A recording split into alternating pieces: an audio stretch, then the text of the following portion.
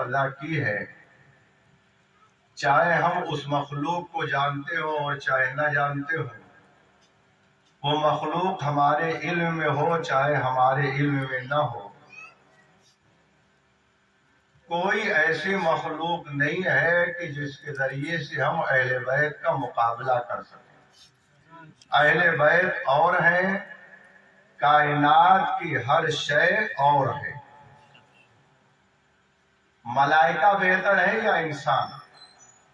ہم آپ سبھی جانتے ہیں حقیقت میں اللہ نے انسان کو ملائکہ سے بہتر بنا کر کے بھیجا ہے، لہذا ساری مخلوقات کو چھوڑتے ہوئے آپ انسان کے دائرے میں دیکھیں، کوئی بھی انسان کسی بھی اعتبار سے کتنا بڑا ہو جائے، یا دوسرا لفظ استعمال کر دوں، کوئی بھی انسان کسی بھی اعتبار سے کتنا بزرگ ہو جائے، بڑا کا لفظ اور ہے، بزرگ کا لفظ اور ہے، کتنا بھی بزرگ ہو جائے مگر یہ چاہے کہ اہل بیت کے مقابلے میں آ جائے، اہل بیت کے برابر ہو جائے، اہل بیت سے بہتر ہو جائے، یہ ہرگز ہونے والا نہیں ہے۔ اس لیے کہ اللہ نے اہل بیت کو جو خلق کیا ہے وہ الگ انداز سے پیدا کیا ہے، اور ساری دنیا کے اور پیدا ہونے والے انسانوں کا انداز الگ ہے۔ اللہ نے انسانوں کی جب خلقت کیا، ہم روزانہ پڑھا کرتے، اللہ نے آواز دیا، هل اتى على الانسان حين من الدهر لم يكن شيئا مذكورا۔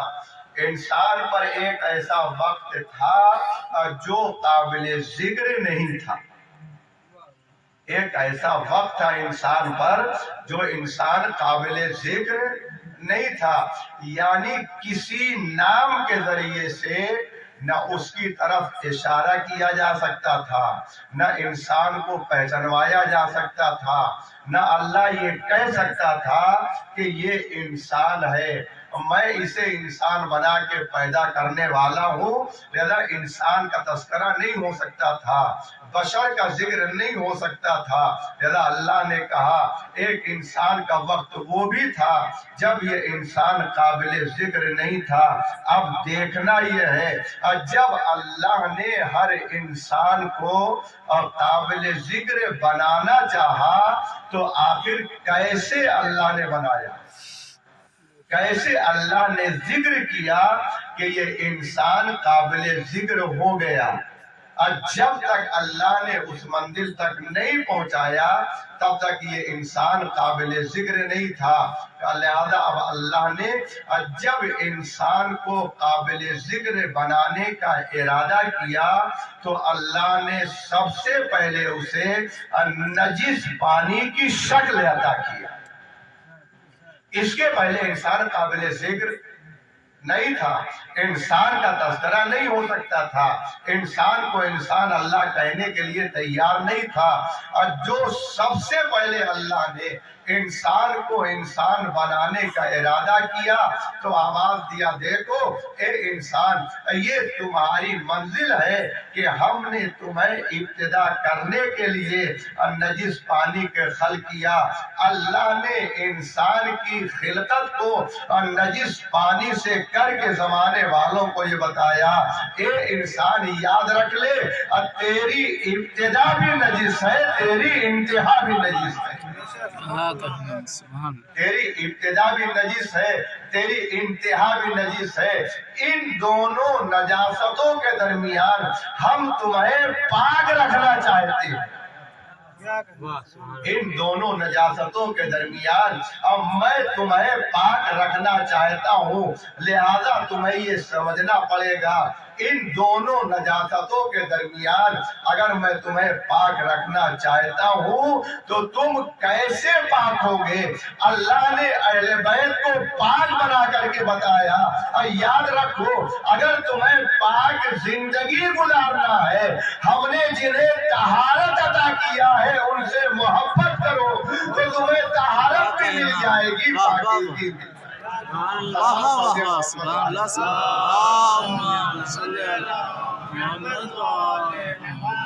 اللہ نے اہل بیت کو پاک و پاکیزہ بنایا، یہ صاحبان التطہیر ہے۔ یہ ابتدا تھی انسان کی، یہاں سے انسان قابل ذکر ہوا، اس کے پہلے انسان قابل تذکرہ نہیں تھا۔ اس کے بعد اللہ نے اس پانی کو خون کے لبڑے میں تبدیل کیا اور اس کے بعد گوشت بنایا، انسان کی شکل عطا کیا۔ اس کے بعد اس گوشت میں اللہ نے ہڈی کو خلق کیا اور اس کے بعد اس کے اندر اللہ نے جان کو پیدا کیا۔ 9 مہینے کے بعد یہ مکمل انسان زمین کے اوپر آتا ہے اور اپنی زندگی کی ابتدا کرتا ہے۔ اور تھوڑا سا بڑا ہوا، اپنے قدموں پر چلنے لگا، اللہ نے اور طاقت عنایت کی اور زمین پر دوڑنے لگا، اللہ نے اس کے ذہن کو اور وسعت عطا کیا اور سوچنے اور سمجھنے لگا۔ اب بچہ ہونے کے بعد ممیز بچہ ہو گیا، اس کی عمر اور آگے بڑھی، اسے نوجوان کہا جانے لگا۔ نوجوانی کی منزلیں تمام ہوئی تو اسے جوان کہا جانے لگا، اور جوانی کے بعد منزل اور آگے بڑھی، اب بڑھتی رہی۔ ایک وقت وہ اللہ نے انسان کو دیا تو وہ عالم شباب میں تھا، شباب کی انتہا تھی، اب اس سے زیادہ اسے شباب نہیں مل سکتا تھا۔ پھر اللہ نے شباب مکمل کرنے کے بعد آہستہ آہستہ زوال دیا، لہذا وہ کمزور سے کمزور تر ہوتا گیا، یہاں تک کہ انسان موت کے منہ میں چلا گیا۔ جب انسان مر گیا اور اسے موت آ گئی، جب پیدا ہوا تب بھی قابل ذکر نہیں تھا، اور جب اسے موت آ گئی تب بھی انسان قابل ذکر نہیں ہے، انسان لائق تذکرہ نہیں ہے، انسان کا نام نہیں لیا جاتا ہے۔ لہذا اب مرنے کے بعد انسان سے انسان جو سب سے پہلی چیز چھینتا ہے وہ انسان کا نام چھینتا ہے۔ جیسے انسان کے جسم سے روح نکلتی ہے، اب کوئی نام لے کے نہیں پکارتا ہے، یہ کہا جاتا ہے میت کو چادر اڑا دو اور میت کو غسل دیا جائے، میت کو کفن پہنایا جائے، میت کو اٹھایا جائے، میت کو رکھا جائے، میت کو دفن کیا جائے۔ ہم نام بھلا کر کے زمانے والوں کو بتانا یہ چاہتے ہیں، اے زمانے والوں یاد رکھو، اور تمہارا نام کتنا بھی مشہور ہو جائے مگر مرنے کے بعد تمہارا کوئی نام لینے کے لیے تیار نہیں ہوگا۔ صلوات پڑھ دے محمد والے محمد۔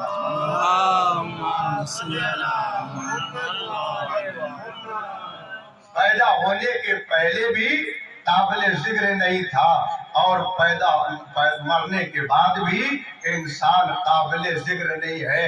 اب بس سارے انسانوں میں اور اہل بیت میں یہی فرق ہے، سارے انسانوں میں اور اہل بیت میں یہی فرق ہے۔ تمام کے تمام انسان اب پیدا ہونے کے پہلے قابل ذکر نہیں تھے اور مرنے کے بعد بھی قابل ذکر نہیں ہے، مگر یہ اہل بیت رسول ہے، جب اس دنیا میں نہیں آئے تھے تب بھی قابل ذکر تھے، اس دنیا میں ظاہرا نہیں ہے تب بھی قابل تذکرہ ہے، تب بھی قابل تذکرہ ہے، ان کا ذکر ہو رہا ہے۔ کیوں؟ جب اس دنیا میں نہیں آئے تھے تب بھی قابل ذکر اہل بیت تھے، جب اس دنیا میں ظاہری طور پر نہیں ہے اور تب بھی قابل ذکر ہے۔ کیوں؟ اور وجہ سن لیجئے اور اس کے بعد میں آگے بڑھ جاؤں۔ اور بات صرف اتنی ہے، جب اس دنیا میں نہیں آئے تھے اور قابل ذکر تھے، اور جب اس دنیا سے چلے گئے قابل تذکرہ ہے۔ اب بات یہ ہے، جب یہ پیدا نئی دنیا میں نہیں آئے تھے، عالم انوار میں تھے، اگر یہ نہ ہوتے تو اللہ کائنات کو پیدا نہ کرتا، اگر یہ نہ ہوتے تو اللہ کائنات کو پیدا نہ کرتا، اور یہ اس دنیا سے چلے گئے، اگر یہ نہ ہوتے تو کائنات باقی نہ رہتی، اگر یہ اس دنیا میں نہ ہوتے اور کائنات باقی نہ رہتی۔ कायनात पैदा हुई है तो अहले बैत की वजह से पैदा हुई है, अगर कायनात बाकी है तो अहले बैत की वजह से बाकी है। लिहाजा तस्करे अहले बैत पहले भी था और तस्करे अहले बैत बाद में भी हो रहा है, इसलिए कि अल्लाह ने अहले बैत को इतना अजीम बनाया था कि कायनात का कोई बशर भी न तो अहले बैत से बेहतर हो सकता है और न तो अहले बैत के बराबर हो सकता है। अल्लाह ने अहले बैत को और कायनात की तमाम मखलूक से अजीम और बेहतर बना करके भेजा है। अब अल्लाह आवाज दे रहा है, इन्नमा युरीदुल्लाह लियुज़हिब अन्कुम अर्रिज्स अहलल बैत। ए अहले बैत रसूल, अल्लाह का ये इरादा है कि तुम्हें हर तरह की रिज़्क़ व कसाफत से दूर रखे। अगर अल्लाह ने इरादा किया तो होता क्या? अगर अल्लाह किसी शय का इरादा करे तो होता क्या है? जो कुरान में बयान किया है, कुन फयकुन, जो कुरान में बयान किया है, मगर हकीकत ये है, सच्चाई ये है कि अल्लाह को कुन कहने की जरूरत नहीं, कि अल्लाह कुन कहे तब उसके बाद वो चीज वजूद में आए, इसलिए कि अल्लाह बहरहाल हमसे हर हाल में बरतर है। जब ये हाल हमारा है, तवज्जो फरमाए, जब ये हाल हमारा है, अल्लाह तो अल्लाह है, सलवात पढ़ दे मोहम्मद वाले में कुदरत है। अल्लाह बहरहाल सब कुछ कुदरत और अख्तियार रखता है। अल्लाह का इरादा यानी उस चीज का वजूद में आ जाना। हम जब इरादा करते हमारे इरादे भी इसी तरह कुछ होते, हमारे इरादे भी कुछ इसी तरह से होते हैं। जब हमारे दिल ने किसी बात का इरादा किया तो क्या दिल कहता है? दिल कुछ कहता नहीं है। हमारे दिल ने इरादा किया और फौरन वो काम हो जाता है, दिल कहता नहीं है। हमारी आंख बंद हुई, हमारी आंख बंद है, अब दिल ने इरादा किया कुछ देखने का, इधर दिल ने इरादा किया देखने का, खुद ब खुद आंख खुली और हम उस चीज को देखने लगे। कहने की जरूरत नहीं है कि हमारा दिल आंख से कहे कि अब तुम अपनी आंख खोलो और उसके बाद किसी चीज को देखो। दिल ने देखने का इरादा किया और उसके बाद वो आंख देखने लगी। अब कदम है, कदम को चलने के लिए, आगे बढ़ने के लिए अब दिल के कहने की जरूरत नहीं है। अब दिल ने चलने का इरादा किया, खुद ब खुद हमारा कदम आगे बढ़ने, कहता नहीं है। अब दिल ने हाथ के उठाने का इरादा किया, फौरन हमारा हाथ उठ जाता है। यानी अल्लाह ने हमें जितने आज़ा व जवारे दिए हैं वो हमारे इरादे के साथ हैं। और जितने भी तमाम के तमाम आधा काम करते हैं, हमारे दिल को कहने की जरूरत नहीं है कि हमारा दिल कहे और उसके बाद तब आंख देखे, तब हमारे कान सुने, तब हमारे हाथ उठे, तब हमारे कदम आगे बढ़े। ऐसा हरगिज नहीं है। अब दिल ने इरादा किया, आग देखने लगी, जबान बोलने लगी, हाँ कदम आपको पाक रखे और वैसे पाक रखे जैसे पाक को पाकीज़ा रखने का हक है। सलवात पढ़ दे मोहम्मद वाले। कहा जाता है और जब सारी कुव्वतें अल्लाह ने देख ली कि अली मेरे इशारे और इरादे पर काम करते हैं, तो अल्लाह ने शब हिजरत सोने के बाद और मौलाए कायनात को आवाज दिया, अब नफ्से मेरा है, मेरी रज़ा तुम्हारी है। सलवात पढ़ दे मोहम्मद वाले। और हम उन्हीं अहले बैत से मोहब्बत भी करते हैं और उन्हीं अहले बैत को चाहते भी हैं, उन्हीं अहले बैत का जिक्र भी करते हैं, उन्हीं अहले बैत को मानते भी हैं। پر جہاں تک ماننے کا تعلق ہے تو چند جملے سن لیں اور مجلس کی مناسبت سے، جہاں تک ماننے کا مسئلہ ہے، ماننے والے اہل بیت کے کئی قسم کے لوگ ہیں۔ ماننے والے اہل بیت کے کئی قسم کے لوگ ہیں، مانتے سب ہیں، اہل بیت کو سب مانتے، مگر کچھ ایسے بھی ماننے والے ہیں اہل بیت کو مانتے تو ہیں مگر اہل بیت کی نہیں مانتے۔ صلوات پڑھ دے محمد والے محمد۔ اہل بیت کو تو مانتے ہیں مگر اہل بیت کی مانتے نہیں ہے، اور جب تک اہل بیت کی بھی نہیں مانی جائے گی تب تک مکمل محبت نہیں ہو سکتی۔ ہمارے کہنے سے محبت نہیں ہوگی کہ ہم اہل بیت کو مانتے ہیں، ہم اہل بیت کو چاہتے ہیں، ہم اس وقت تک سچے محب نہیں ہو سکتے جب تک ہم اہل بیت کے بتائے ہوئے راستے پر نہ چلیں۔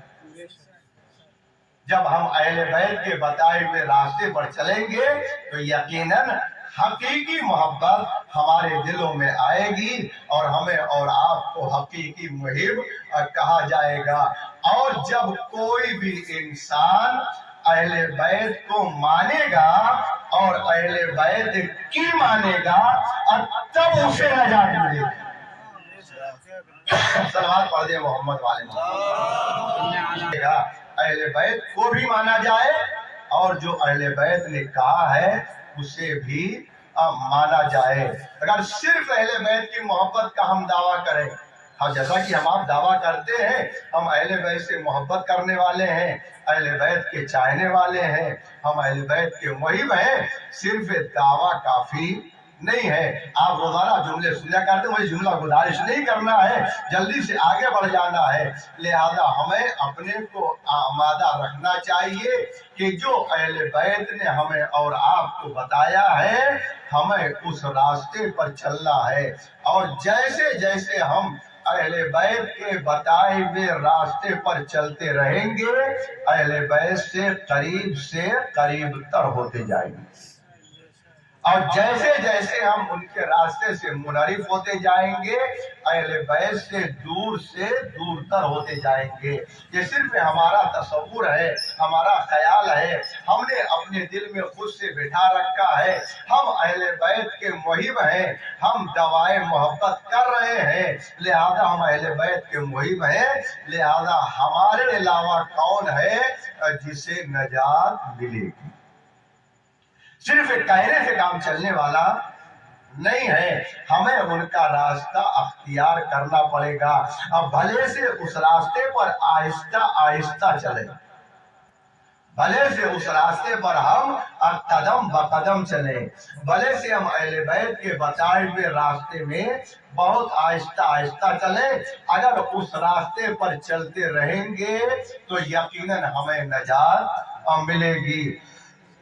لیکن اگر ہماری زندگی میں ایسا ہو کہ ایک دن ہم اہل بیت کے بتائے ہوئے راستے پر چلے اور دوسرے دن دوسرے کے بتائے ہوئے راستے پر چلے، ہم ایک گھنٹہ اس راستے پر چلے، اس راستے ہم دوسرے گھنٹہ دوسرے کے راستے پر چلے تو ہرگز ہمیں نجات نہیں مل سکتی۔ لہذا ہمیں اپنی پوری زندگی اہل بیت کے بتائے ہوئے راستے پر چلنا چاہیے، اور ہم اہل بیت کے بتائے ہوئے راستے پر اس وقت چل سکتے ہیں جب ہمارے اندر طہارت پائی جاتی ہو اور پاکیزگی پائی جاتی ہو، ہم نجاست سے دور رہ رہے ہو، اور جب ہم نجاست سے دور رہیں گے ہمارے اندر پاکیزگی ہوگی اور تب تو ہم اہل بیت سے قریب ہوں گے۔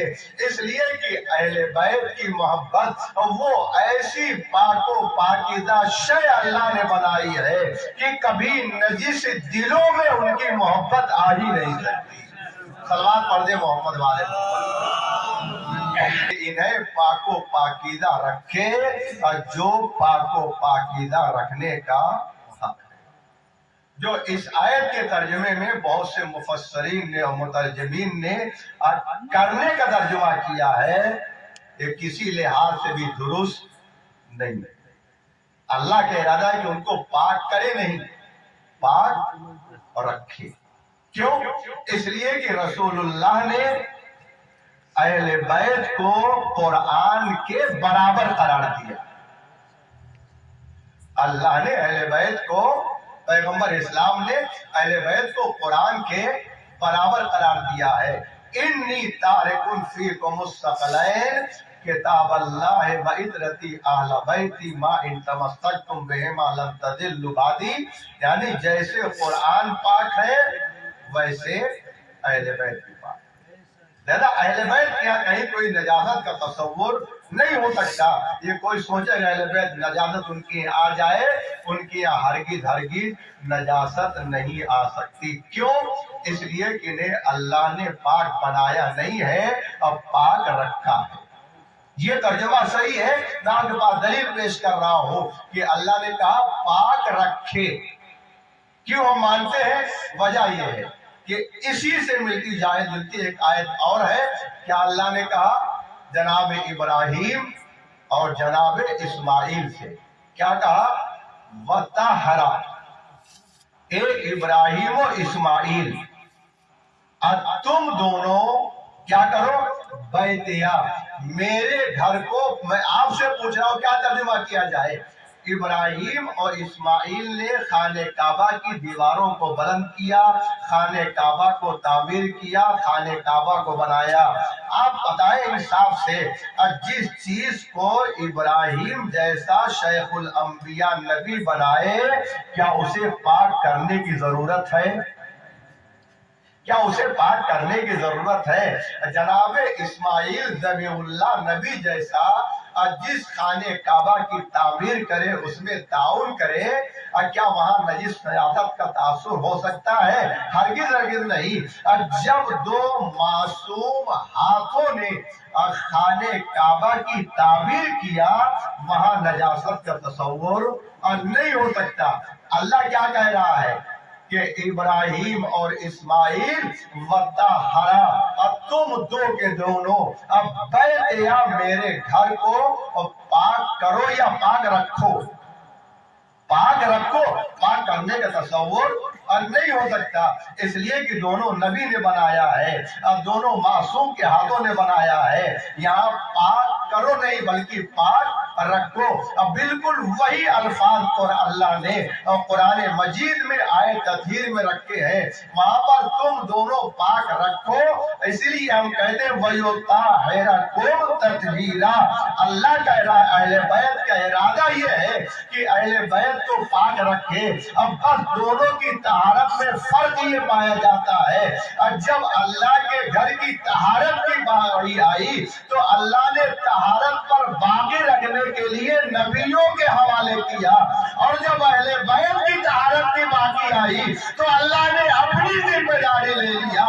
یہی وجہ ہے کہ خانہ کعبہ میں بتوں کی نجاست تو آ جاتی ہے، مگر اہل بیت کل بھی پاک تھے اور آج بھی پاک ہے اور ہمیشہ اہل بیت پاک رہیں گے.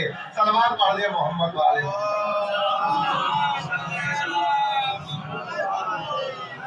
اللہ نے اہل بیت رسول کو پاک و پاکیزہ رکھا ہے، اور اتنا پاک و پاکیزہ رکھا ہے، طیب و طاہر رکھا ہے.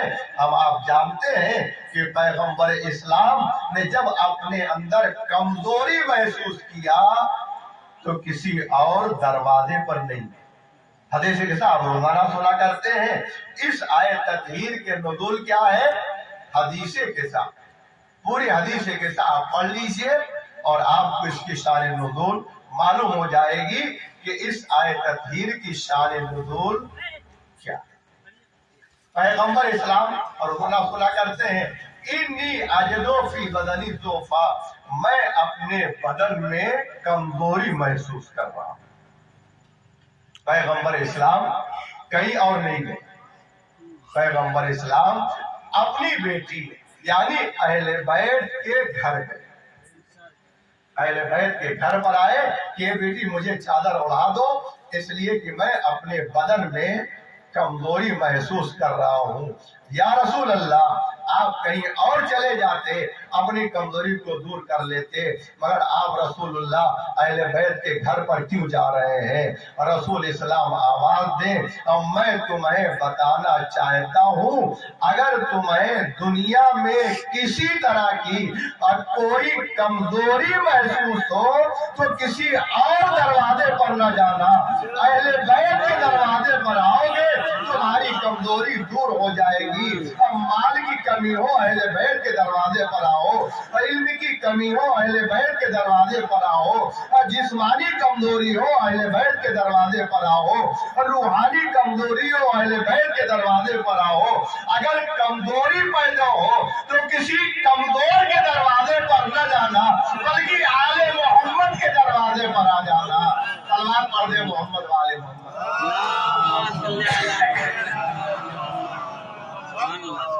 پیغمبر اسلام آئے اور سارے واقعات آپ کے سنے ہوئے ہیں, تفصیل میں جانا مقصد نہیں ہے, صرف ایک دو بات اور ربط مصائب اور آپ کے رحمت تمام, تاکہ وقت کے اندر مجلس اب ختم ہو جائے. پیغمبر اسلام نے چادر مانگی, پیغمبر اسلام کی بیٹی نے چادر لا کر کے اوڑھا دی.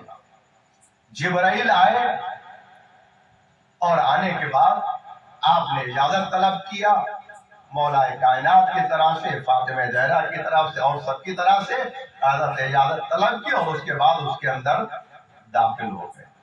جب جبرائیل آئے تو بغیر حکم پروردگار کے آئے نہیں, اللہ نے حکم دیا.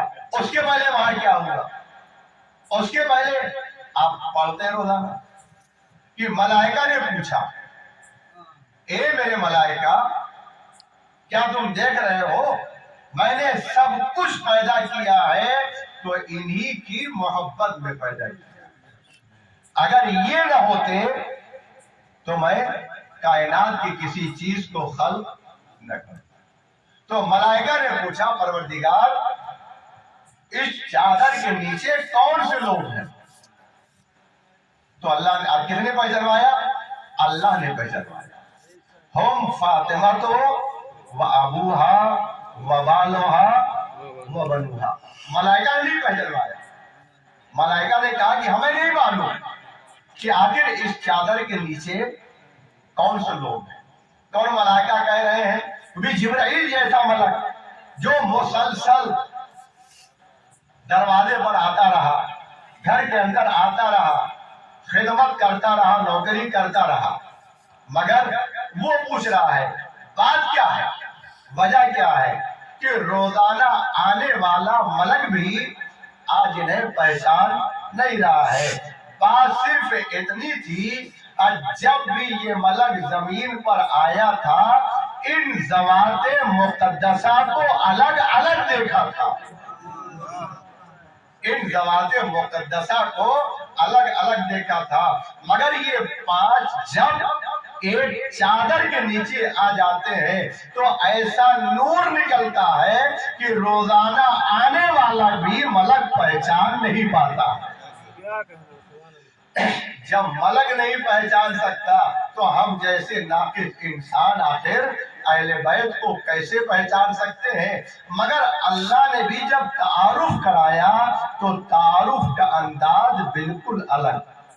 ہم فاطمہ ہے اور ان کے بابا ہیں اور ان کے شوہر ہیں اور ان کے بیٹے. ایک بات اور ہوتے مسائل و بنوہا, اب بیٹے کہے تھے دو بیٹے. ہماری آپ کی زبان کی طرح سے عربی زبان میں کوتاہی نہیں ہے. ہماری آپ کی زبان میں ایک کے بعد دو اور دو سے جمع شروع ہو جاتا ہے. 2 3 4 5 جتنا بھی ہو جائے تو کیا کہتے ہیں؟ جمع. واحد کے لیے ایک لفظ. مگر عربی زبان میں دو کے لیے الگ سے لفظ استعمال ہوتا ہے جس کو کہتے ہیں تسنیہ. یہ جمع میں شامل نہیں ہے. بیٹے کتنے ہیں؟ 2. بیٹے وہاں پر چادر کے نیچے 2 ہیں. لہذا اللہ کو کیا کہنا چاہیے تھا؟ وہ بنی ہاں وہ بنے ہاں, اور ان کے دونوں بیٹے, نہ کہ بہت سے بیٹے. لفظ کیا اللہ نے استعمال کیا؟ व बनुहा, ये जमा है। पढ़ते रहते हो कुरान मजीद में, मालूम वाला बनून, मालूम वाला बनून, ये बनून जमा है जो इस्तेमाल होता है 3 और 3 से ज्यादा के लिए। बेटे कितने हैं? सिर्फ 2। अल्लाह को दूसरा लफ्ज इस्तेमाल करना चाहिए था, मगर अल्लाह ने बताते खुद जो तारुफ करा, क्या कहा? व बनुहा, व बनु, हाँ, यानी खालिके कायनात के इल्म में था, ये था कि मैं अहले बैत का तारुफ करा रहा हूँ तो अंदाज ये होना चाहिए न कोई कम होने पाए न कोई ज्यादा होना पाए। जितने अहले बैत में है वो सारे के सारे लोग और शामिल हो जाए। अल्लाह ने बनुआ का लफ्ज बना के ऐलान कर दिया, जमाने वालों याद रखो, पहचान लो, अहले बैत में सिर्फ हुसैन नहीं है। मैंने जमाल इसलिए इस्तेमाल किया है ताकि तुम्हें मालूम हो जाए ये हुसैन तन्हा इमाम नहीं है, बल्कि नस्ले हुसैन से जितने हुसैन जैसे नौ आते जाएंगे सब अहले बैत में शामिल होते जाएंगे। सलवात पढ़ दे मोहम्मद वाले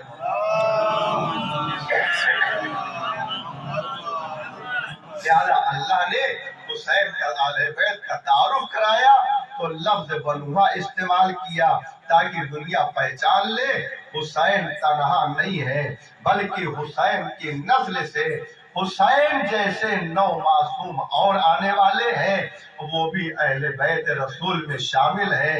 जैसे हुसैन पाको पाकीज़ा हैं, वैसे उनके 9 बेटे भी तैयबो ताहिर हैं।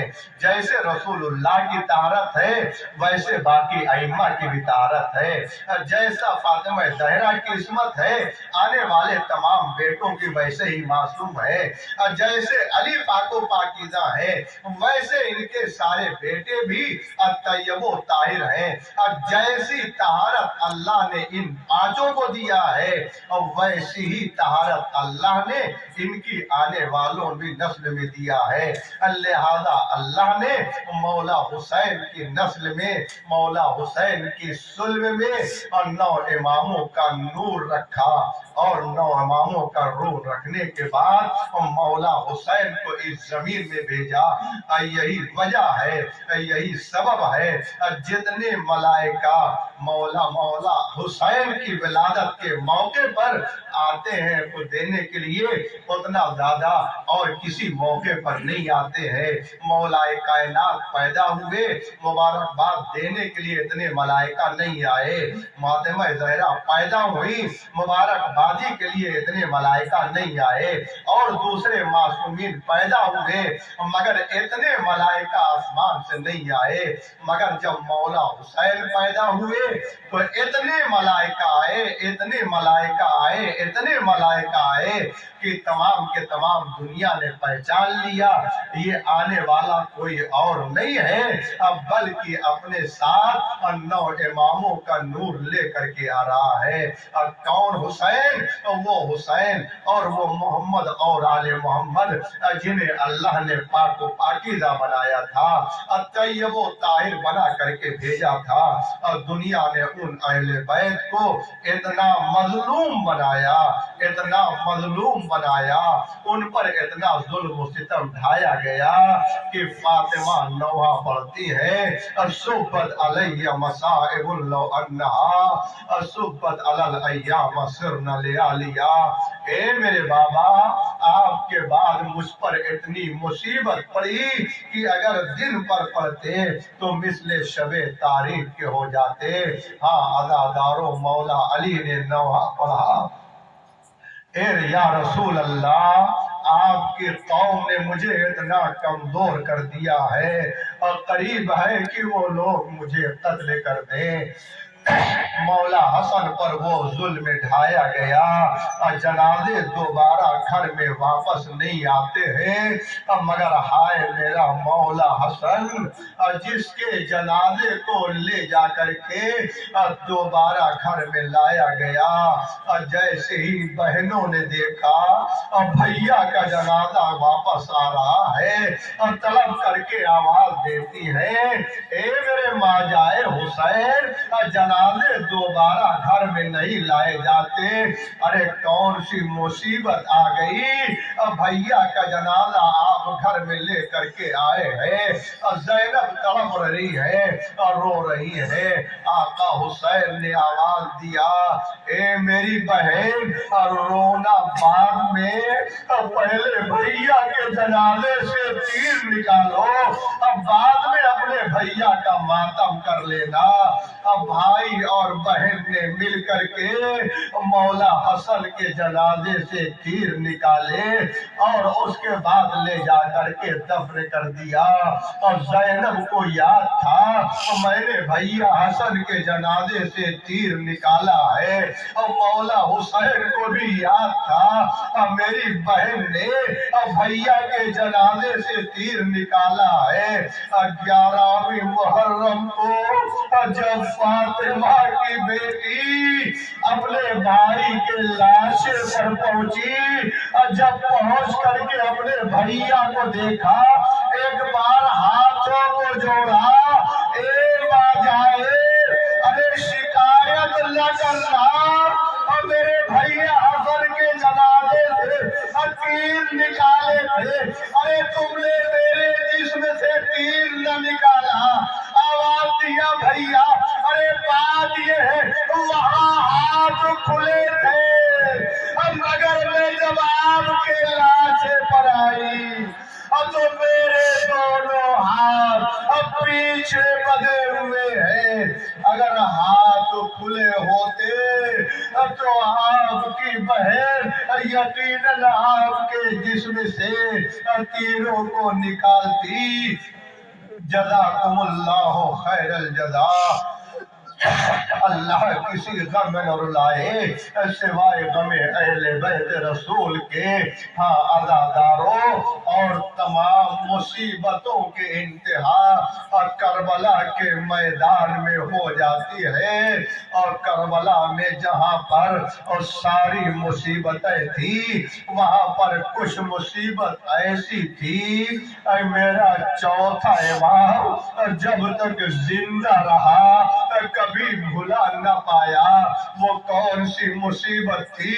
वो हुसैन की प्यास थी और हुसैन की भूख थी। जब कभी भी सैयदे सज्जाद के सामने पानी आ जाता, आपकी निगाह पानी पर पड़ती, मेरा आका तड़प करके करबला का रुख करता, मेरा बाबा, मेरे बाबा, अरे यहाँ जानवर पानी पी रहे हैं और आपको प्यासा कत्ल कर दिया गया, आपको प्यासा ज़िबा कर दिया गया।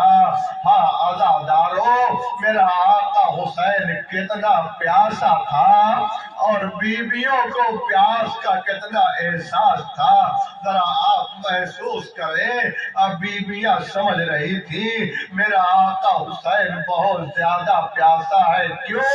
इसलिए कि बीवियां देख रही है सुबह से लेकर के असर आशूर तक हुसैन लाशे पर लाशे उठा रहे हैं।